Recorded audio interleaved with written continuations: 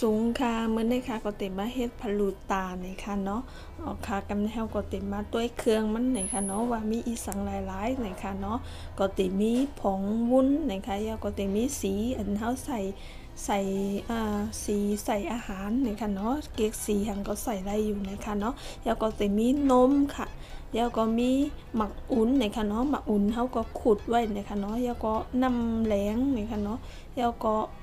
ขนมปังนี่กันเนาะขนมปังแล้วก็มีตากูนี่ค่ะตากูในใครใส่สีหังก็ไล่อยู่ในค่ะเนาะเหมือนในค่ะได้ใจสีเขียวในค่ะเนาะออกค่ะกำในเฮาก็เต็มนอกไว้ผองวุ้นไว้ก่อนในค่ะเนาะเพราะว่าใครนอกไว้เจ้งไหนเนี่ยก็เขาก็ใส่นอกใส่ในหม้ออันเขาเตะต้มน้ำมันในก็ไล่อยู่ค่ะเนาะนอกเกี่ยวก็อยากไว้เปิดไฟในค่ะเนาะเขาก็ค้นให้มันละลายให้มันเติมก่อนจะไว้เปิดไฟในค่ะเนาะเพราะว่าใครเฮ็ดเจ้งคาเฮ็ดในก็ไล่อยู่ในค่ะเนาะอันในตังไฟเอาค่ะน้ำมันก็อุ่นๆอยู่ในค่ะเนาะกำในเขาก็ตอกใส่อันบุญอันเฮานอกไว้ค่ะเนาะแล้วก็ค้นให้น้ำมันบ่จำเตเลิดมาในค่ะเนาะไม้แห้งๆจังนั้นค่ะเนาะอันโดให้มันเลือดก็ไหลเอาในค่ะ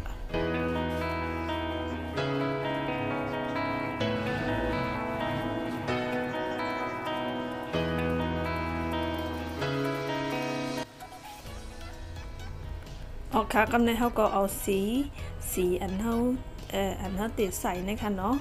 ก็มาใส่ไว้ในหวานด้วยค่ะแล้วก็เฮาก็ติเอานำผงวุ้นเฮามาถอกใส่นะคะเนาะแล้วก็เปิดไว้ให้มันกัดนะคะเนาะเหมือนในค่ะใจสีก็ติดใจสีเล่งหม้อดังสีส้มนะคะเนาะเพราะว่าใครใจสีต่างเมี้ยวสีแดงสีเหลืองตัวในก็ไล่อยู่ในค่ะเนาะกำจัดเฮาเก๊กเว้นนี่ค่ะเอาค่ะอันนี้ก็เขาก็เอาน้ำมุ้นเฮามาถอกใส่ในค่ะเนาะถอกใส่ในหวานเยาก็เปิดให้มันกัดในค่ะเนาะเพราะว่ามันกัดมาเยาก็มันก็จะเป็นวุ้นเป็นก้อนเยาเลยค่ะกำในเฮาก็ติมาต้มตากูนี่ค่ะเนาะเอาค่ะเฮาก็ตั้งน้ำเยาก็ใส่ตากูนี่ค่ะแล้วก็ค้นปั่นอีกนึงเลยค่ะเนาะเพราะว่าค้นมันก็ตีจับหม้อนี่ค่ะเนาะ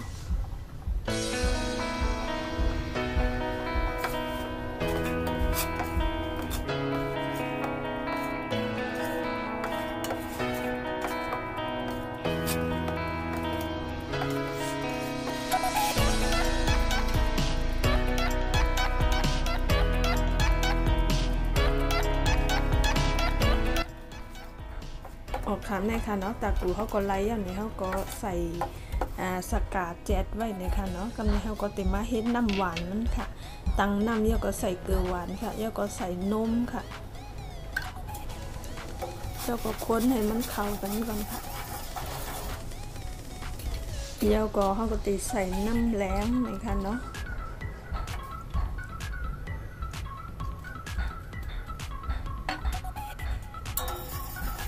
แล้วก็ค้นให้มันเข้ากันแล้วก็ให้น้ำมันข้นมาในก็ปิดไฟไหลอย่างนี้ค่ะเนาะ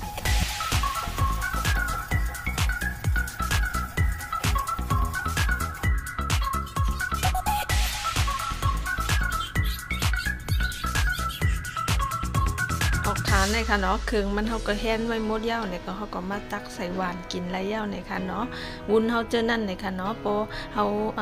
าเปิดให้มันกัดก่อนเนี่ยค่ะเนาะเพราะว่ากัดเย้าเนี่ยก็เขาก็มาซอยไว้เป็นป๊อตเล็กๆเนี่ยค่ะเนาะแล้วก็อันปังโมงเขาก็ซอยไว้เป็นแคปเล็กๆเนี่ยค่ะเนาะน้ำหวานเขาก็เปิดให้มันกัดก่อนเนี่ยค่ะเนาะออกค่ะเพราะว่าเก๊กเนี่ยก็จอยกดไลค์กดแชร์กดซับสไครบ์ปันอีกนึงเนี่ยค่ะเนาะยิ่งจมใหญ่ๆน้ำค่ะ